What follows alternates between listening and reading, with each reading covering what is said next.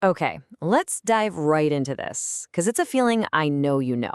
That little buzz, that little hit of satisfaction you get from ticking something off your to-do list.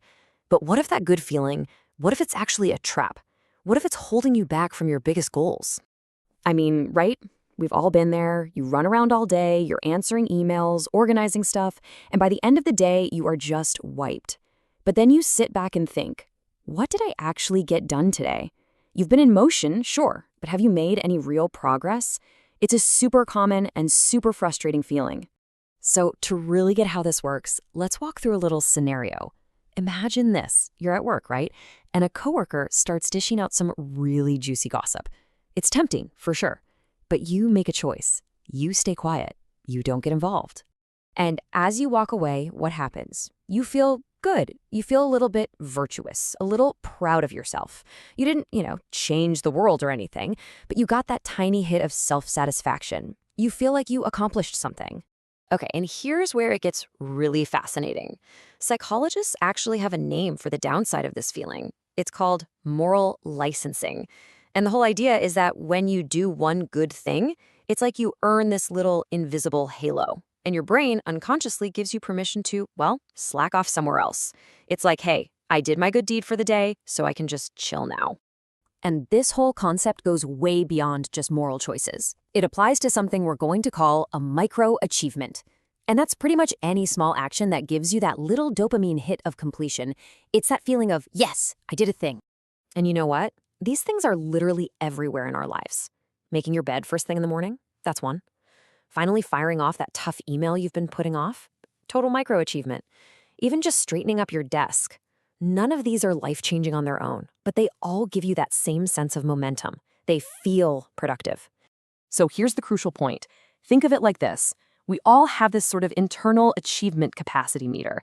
It's that part of our brain that tells us if we're being productive or just messing around, and every single one of these little wins adds a bit of juice to that meter. And this is the trap, laid out perfectly. On the left, that's what you feel after a day full of these small wins. You feel productive, accomplished, your cup is full. But the reality, that's over on the right. Your big, important, life-changing goals are completely untouched. I love the metaphor the source uses here. You filled your cup with all the small stuff, so you just don't have any thirst left for the hard stuff. So what do?